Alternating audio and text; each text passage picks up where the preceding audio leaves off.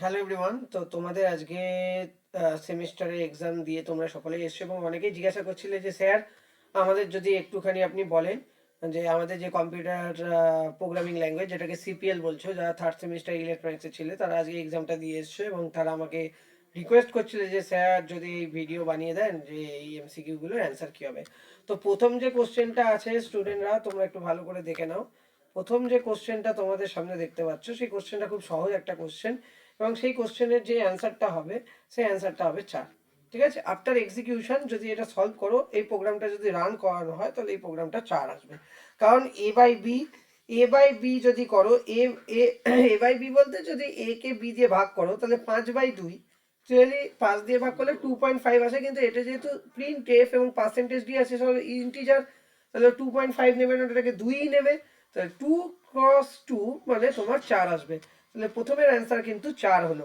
পরের কোশ্চেনের অ্যান্সার তোমরা সকলেই পেরেছো আশা করছি। প্রথমে কোশ্চেনটা অ্যান্সার 4। পরের কোশ্চেনের অ্যান্সার তোমরা দেখো, যেখানে বলেছে আগে এক্সপ্রেশনটা ইনক্রিমেন্ট হবে বাই 1, দেন অ্যাসাইন হবে হচ্ছে তোমার ওয়াই এ। তাহলে আগে ইনক্রিমেন্ট হচ্ছে এক্স এর ভ্যালু, তারপর তোমার কি হচ্ছে সেটাকে অ্যাসাইন করা হচ্ছে। ঠিক আছে, তাহলে এটা কিন্তু পোস্ট ইনক্রিমেন্টেই হয়। পোস্ট ইনক্রিমেন্টে এই ঘটনাটা, সরি, প্রি ইনক্রিমেন্টে হয়, not post increment. Pre increment মানে Y is equal to plus plus X, মানে হচ্ছে ওয়াই আমার ভ্যালুটা যাবে এক্স প্লাস ওয়ান হয়ে, মানে এক্স এর ভ্যালু আগে 1 বাড়বে, বেড়ে যেটা হবে সেই ভ্যালুটা যাবে হচ্ছে, এটা হচ্ছে নিউ ভ্যালু, রাইট? এটা নিউ ভ্যালু, এটা হচ্ছে নিউ ভ্যালু, আর এটা হচ্ছে তোমার ওল্ড ভ্যালু। তাহলে এই ক্ষেত্রে মানে এক্সটা যদি এক্স প্লাস প্লাস, যদি এটা উল্টোটা করতাম তাহলে কি হতো, আগে এক্স এর ভ্যালুটা অ্যাসাইন হয়ে যেত ওয়াই, তারপর ভ্যালুটা ইনক্রিমেন্ট হতো বাই 1। কিন্তু এখানে আগে ভ্যালুটা ইনক্রিমেন্ট হবে দেন অ্যাসাইন হবে, তাহলে এটা প্রি ইনক্রিমেন্টকে ইন্ডিকেট করছে। তাহলে অপশন এ কারেক্ট অ্যান্সার। আচ্ছা, which of the following statement about array C in C is correct? Array index start with 0, not 1, এটা হবে না। Array size must be a constant expression. Array element can have different data types, না, same data টাইপের হতে হবে। Array can not be pass to function, এটাও ভুল। তার মানে সঠিক এখানে কি? সঠিক হচ্ছে এখানে অপশন বি। যারা যারা অপশন বি করেছো তারা তারা কিন্তু সঠিক করে এসছো। Array size must B constant expression, array size কিন্তু সবসময় কনস্ট্যান্ট এক্সপ্রেশনই হতে হবে। ঠিক আছে, নেক্সট কোশ্চেনের দিকে আমরা এসে যাই। নেক্সট কোশ্চেনে যেটা বলছে যে এই যে তোমরা যে কোডটা দেখতে পাচ্ছ, এই কোডটায় তোমাদের রান করলে কি হবে। দেখো এই যে এইখানে তোমরা যদি ভালো করে দেখো, ঠিক আছে, এখানে সি এর ভ্যালু কিন্তু তোমার রিপ্রেজেন্ট করছে কত, সি এর ভ্যালু 0 করছে। এখানে একটা তোমার গ্যাপ আছে, তাহলে সেই পজিশনটা 1 ভ্যালুকে হোল্ড করছে, আর এল যেটা আছে সেটা 2 কে হোল্ড করছে। তাহলে এস প্লাস 2, তাহলে পয়েন্টটা যে পার্টিকুলার বেসিক্যালি এখানে ক্যারেক্টারকে বেসিক্যালি রিপ্রেজেন্ট করছে সেটা হচ্ছে এল। কারণ কেন, এস জিরোর ভ্যালু এখানে সি, এস ওয়ানের ভ্যালু হচ্ছে এখানে তোমার কি হবে, গ্যাপ, একটা গ্যাপ আছে মাঝখানে, দেখো এই যে মাঝখানে একটা গ্যাপ আছে, গ্যাপ। ঠিক আছে, আর এস টুটা রিপ্রেজেন্ট করছে এখানে এল কে। যেহেতু আমার এল কে রিপ্রেজেন্ট করছে, তাই এল কে রিপ্রেজেন্ট করছে, তাহলে এস প্লাস টু এটাকে মানে কোন ক্যারেক্টারটাকে এখানে রিপ্রেজেন্ট করবে, তাহলে আউটপুটটা আমরা কি পাবো, আউটপুটটা আমরা পাবো হচ্ছে এল। তাহলে এখানে সহজ ভাষায় আমরা যদি অ্যান্সার দিই তাহলে এল হবে, বি হবে অপশন কারেক্ট। ঠিক আছে, বি অপশন কিন্তু যারা যারা করে এসছো কারেক্ট করেছো। তাহলে অপশনগুলো মিলিয়ে নেবে। ঠিক আছে, অপশনগুলো মিলিয়ে নেবে। নেক্সট আসছে the continue statement in C. Continue statement কি করে, কন্টিনিউ স্টেটমেন্ট কিন্তু কারেন্ট ইটারেশন থেকে স্কিপ করে যায় এবং নেক্সট যে এলিমেন্টটা আছে সেটা থেকে আবার স্টার্ট হয়। মানে ধরো আমি যদি 4কে যদি আমি এলিমিনেট করতে চাই 1 থেকে 10-এর মধ্যে, তাহলে 1 2 3 প্রিন্ট হবে, তারপর কিন্তু 5 6 7 8 9 10 প্রিন্ট হবে। তার মানে এখানে 4টা নেই। তাহলে অ্যাকচুয়ালি কন্টিনিউ কি করে, কারেন্ট ইটারেশনটাকে স্কিপ করে এবং কন্টিনিউ করে তারপর থেকে।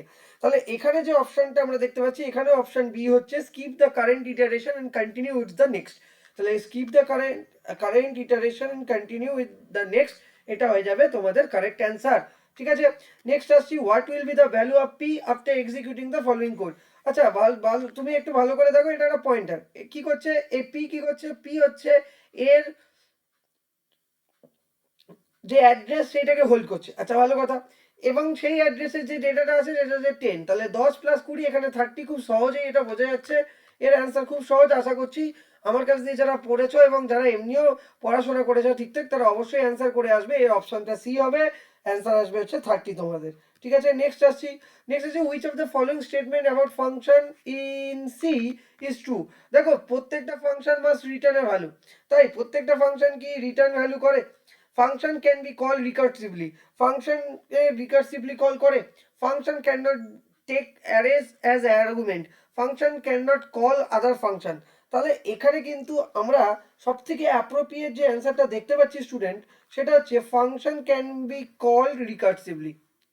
Function can be call recursively, কারণ প্রত্যেকটা ফাংশন কিন্তু সবসময় যে কিছু ভ্যালু দেবে এর কোনো মানে নেই। কিছু কিছু ফাংশন আছে যার ভ্যালু কিন্তু আমরা ভয়েড পাই, বা যার ভ্যালু আমাদের কোনো রকম রিটার্ন আসে না কোনো ভ্যালু। তো every function need not to return a specific value, that is call the void. ঠিক আছে, তো সেই ক্ষেত্রে কিন্তু এই স্টেটমেন্টটা ট্রু হলো না, যে মাস্ট রিটার্ন আ ভ্যালু। ঠিক আছে, can not be take array as an argument, এটা ভুল স্টেটমেন্টটা, এটা সঠিক স্টেটমেন্ট নয়। Call can not call other function, এটাও নয়, ফাংশন অন্য ফাংশনকে কল করতে পারে। তাহলে এখানে সব থেকে অ্যাপ্রোপ্রিয়েট অ্যান্সার কি দাঁড়ালো?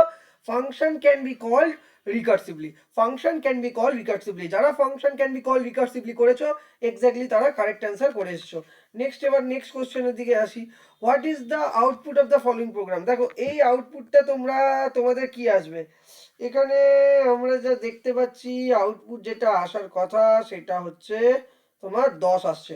আমার তো 10 এসছে, ক্যালকুলেট করে তোমরা একটু ভালো করে দেখে নিও, অ্যান্সার আসবে কিন্তু তোমাদের 10।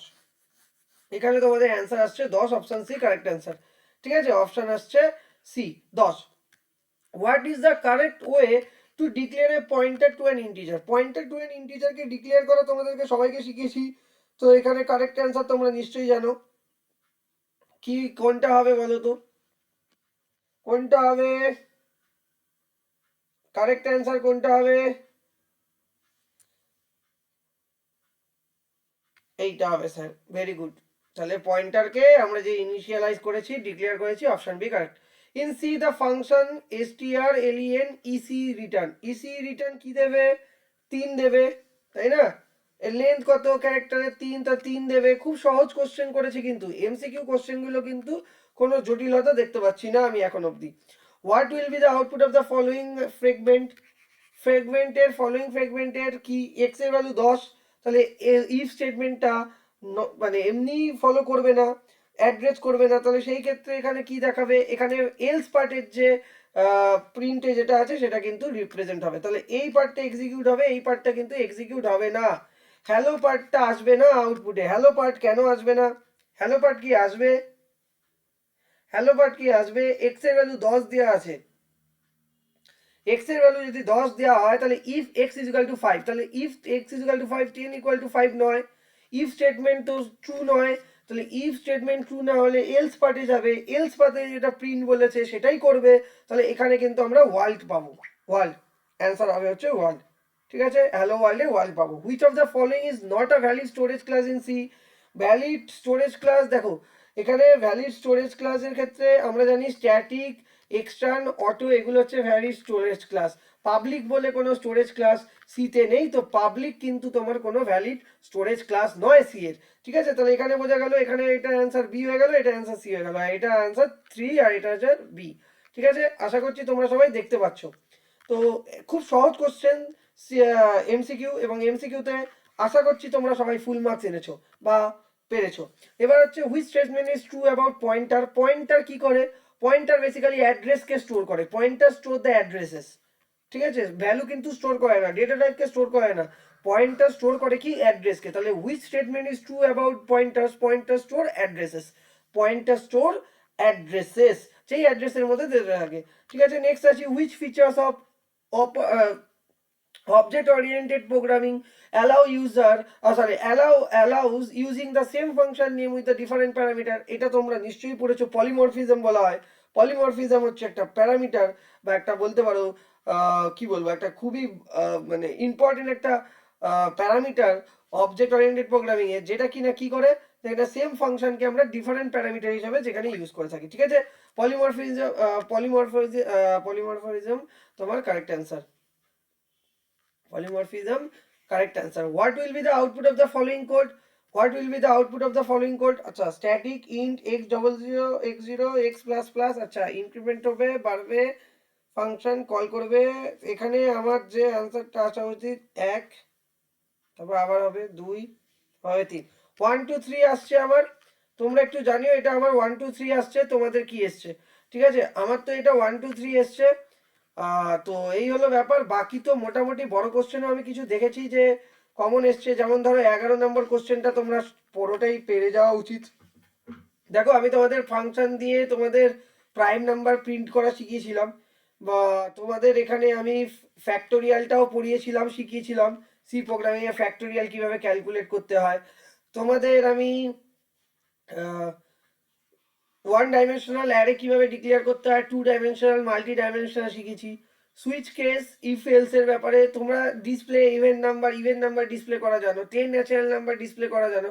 মোটামুটি কোশ্চেনটাকে যদি বলি আমি, ইলেকট্রনিক স্টুডেন্টদের জন্য এটাকে আমি ইজি টু মডারেটের মধ্যেই রাখবো। তো বেস্ট অফ লাক, এবং অ্যান্সারগুলো সবাই মিলিয়ে নিও। আর নেক্সট ভিডিওতে দেখা হবে, এবং সেখানে আমরা বিভিন্ন আরো আলোচনা করবো, এবং আমাদের আপকামিং যে সমস্ত ব্যাচগুলো আছে, যেমন 4th সেমিস্টার এবং 6th সেমিস্টার, সেই ব্যাচে যদি ইন্টারেস্টেড হও অবশ্যই তোমরা ডেভিড স্যারের সাথে কন্ট্যাক্ট করে অ্যাডমিশন নিয়ে নিও। Thank you guys, good night. Next ভিডিওতে আমরা আলোচনা করবো অন্য কোনো টপিক নিয়ে।